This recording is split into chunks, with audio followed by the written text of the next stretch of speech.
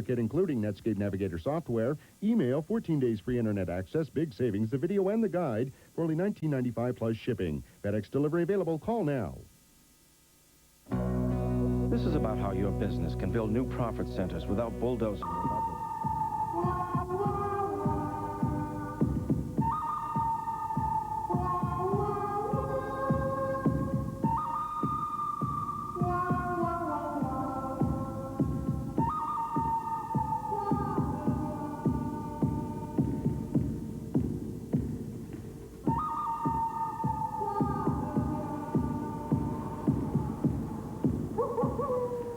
I think it's probably personality that distinguishes Sports Center. A lot of people don't realize that we write virtually all our own stuff. Chucky Carr is into leather.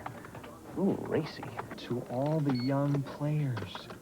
They're not going to get, they're not. Somebody's a writer. Get him. They're not going to get him. Jack, which sounds better? Good or good? The second one? Yeah, good, thanks. 56 picks remain in the National Football League draft for 1996. Right now we're down to pick 198, San Francisco. The 49ers are on the clock. Let's take this opportunity to bring in Chris Myers. He joins us from the Cowboys headquarters. Chris?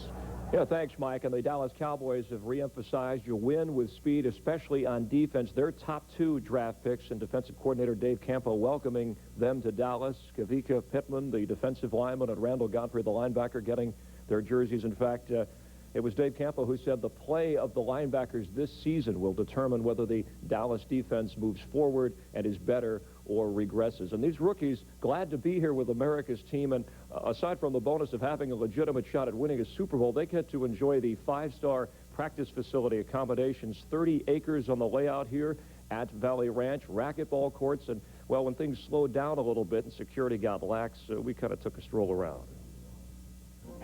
This is Valley Ranch, the interior, the practice facility, the locker room area, and of course the Cowboys' 3 out of 4 Super Bowls and America's team. But what the players talk about, like Troy Aikman, is the nice surroundings, the environment they have to work in. As you get a look at one of the more spacious, nicer, neater locker rooms in football. Emmett Smith, of course, hope you get that contract worked out.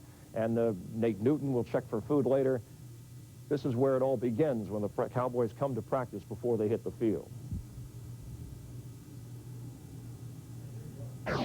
And, of course, the spaciousness continues outside. You have the weight room right over here, and from the locker room area, the practice fields. I mean, this is where Tom Landry and Jimmy Johnson coach their football teams. It's not just one practice field. This is Texas. There's 2, really 2.5 if you stretch it out far enough and long enough. And, of course, players come here to work out and practice year-round. And this, of course, the weight room where players can get a good look at themselves and reflect upon what they've done during the season. The spring-summer hours in the weight room, 7:30 in the morning till 6 p.m., players or coaches. Of course, when it's football season, it's a 24-hour operation, and there's enough room for everybody, so no excuses about not working out.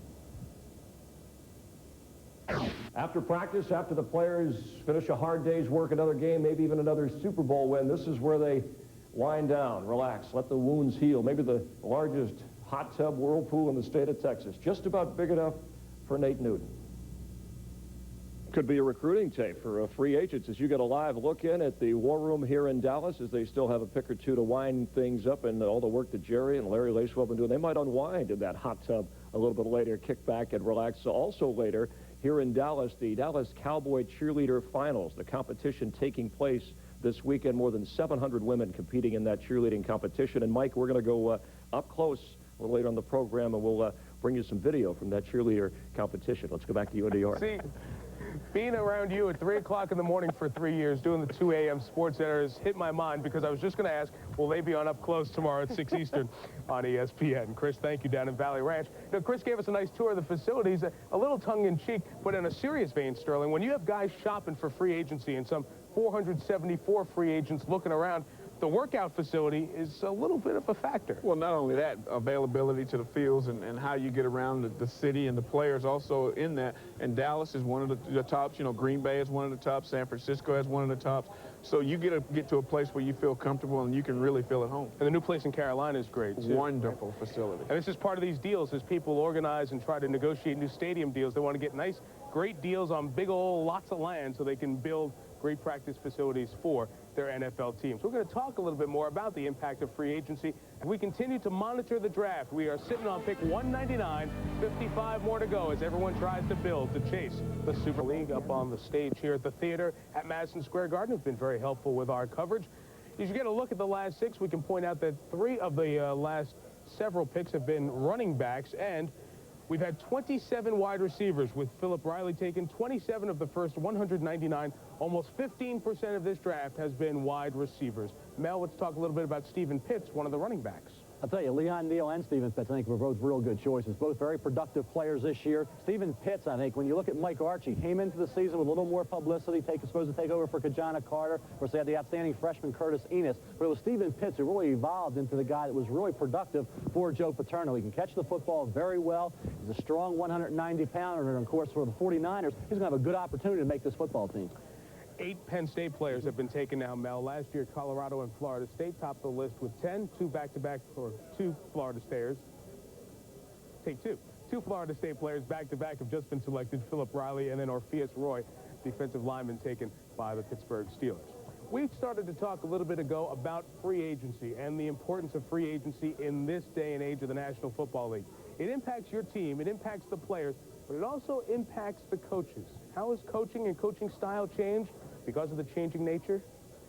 It used to be where you had your offensive system, your defensive system. You had players that have been part of it for 7, 8 years, especially with a veteran team. I think that's history right now. Got to have a system that is simple enough to allow free agents to come in and play right away, to allow rookies to at least come in and have a chance to show what they can do right away. It can't be the type of thing, well, our system is so complicated, a guy can't play until his 2nd year. What I've always been a proponent of is that we want to be simple offensively and defensively regardless. I think it allows your players to be that much better. And so if being simple helps with free agency, then so be it, because we were going to be simple anyway. Well, that makes sense in a lot of respects, but then there are specific cases of players like, let's take an Andre Rison, for example. Here's a guy who goes to Cleveland thinking he's going to play for Bill Belichick. Now, his numbers are quite different from what they had in the Atlanta system. Now, not only is it another year in Cleveland no longer because they're in Baltimore, but now it's a new coach as well. Give me the player-type impact on Andre Rison because of the free agency movement. Hey, he's hurt. He's hurting because the simple fact that the system, you heard all the coaches talk about systems. And when you talk about systems and the players and how they fit, you get an opportunity to put up big numbers like an Andre Rison or Alvin Harper did in Dallas playing opposite Michael Irvin. You get in that system with a coach who allows you to go, and you heard Jimmy Johnson say, keep it simple. That allows you to go out and play. I think Alvin Harper went through a lot of mental gymnastics trying to pick up that Tampa offense.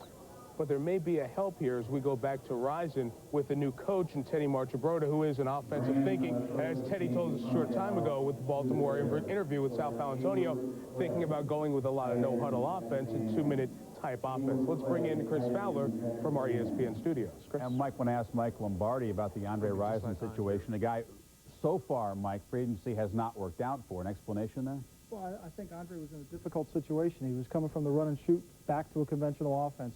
And things didn't go as well as he thought they would his first year.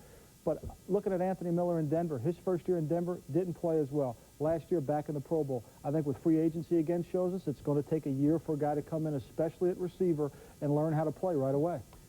With free agency and the increased money comes increased pressure on a lot of levels. Yeah, it's pressure on players to perform when the fans know how much money you're making, but it's also pressure on an organization and on a coach to win now that you go out and spend that money. Of course, you'd rather have that kind of pressure than have another that won't get you players. Well, yeah, it's true, but, you know, you've got to have everybody on the same page. Again, that's key.